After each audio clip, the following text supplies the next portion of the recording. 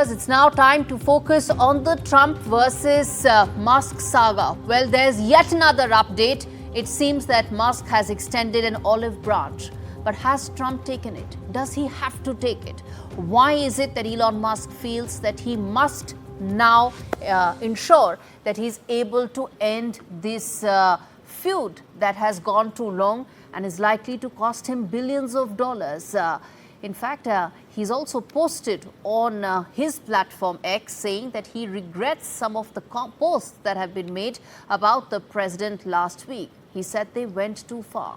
Elon Musk and Trump engaged in a public feud over TV interviews and X posts after the Tesla and SpaceX CEO left his role in the government and criticized the Republican Party's new tax bill proposal.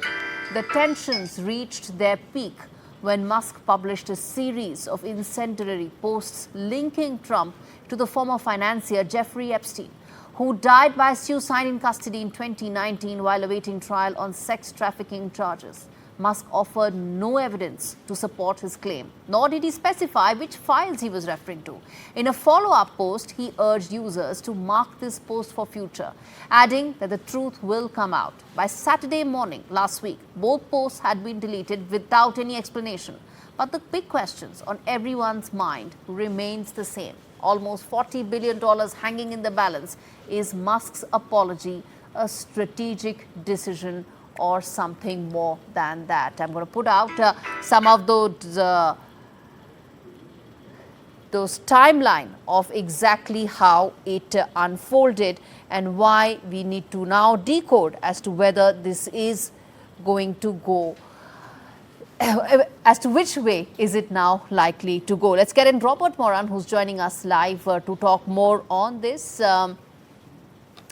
Robert, now we've seen the back and forth that has taken place between Elon Musk and Trump. People would have probably picked up the popcorn to watch it had billions of dollars not been at stake, right? As things unfold right now, how do you see the olive branch that Elon Musk has extended to Trump? Right. I think this is a classic example of two alpha males who just struggle to be in the ring together, in the same room together. Political logic, business logic would suggest that the two would cooperate and work together, that cooperation and working as a team, they would achieve many of the same goals that they have. And they do have a number of shared goals. And so it always struck me as somewhat illogical that these two would end up coming to sort of verbal blows and have a falling out.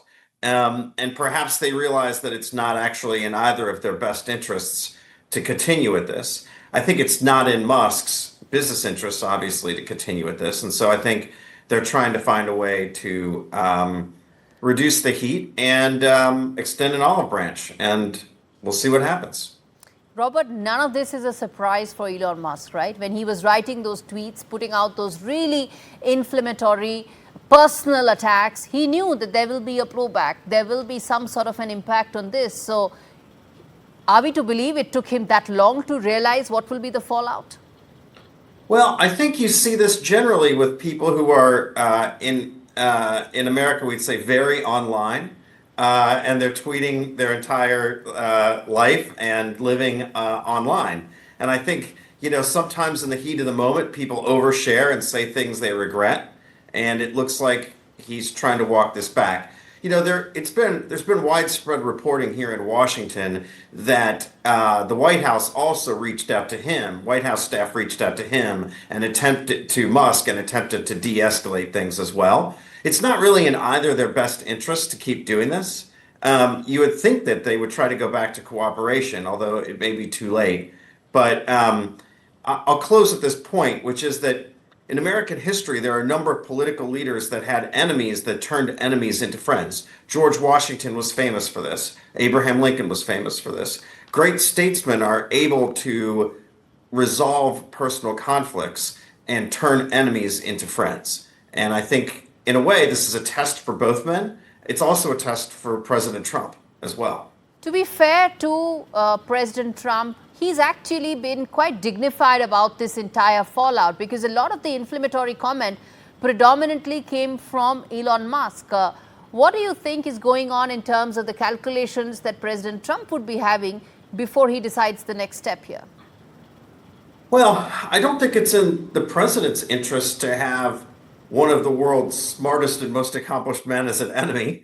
And I think the issue in part goes back to the fact that Elon Musk does not have a detailed political background, doesn't really understand how politics works at a much deeper level. And so I think he has a more mathematical view of the budget and may not fully understand how far the president can go in Congress to get his budget deal. That sounds like it was really the friction, was the budget deal.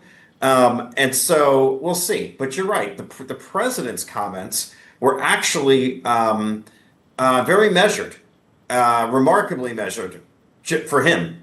And so we'll see what happens. But like I said, it's in neither of their best interests to actually continue this feud.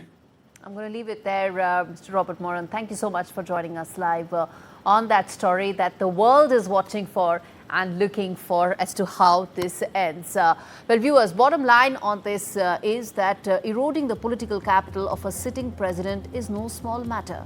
And as the gravity of his claims, which are still unproven, viewers, fell on him and also his shareholders, Elon Musk decided to first delete the post and then extend an olive branch to Trump.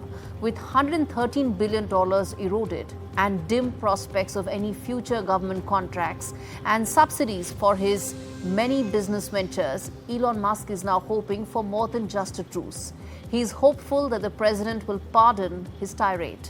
There's a lot riding for Musk, who has seen $34 billion of his personal net worth wiped out in just 5 days. But for Trump, there's nothing to lose. And for once, he is holding all the cards.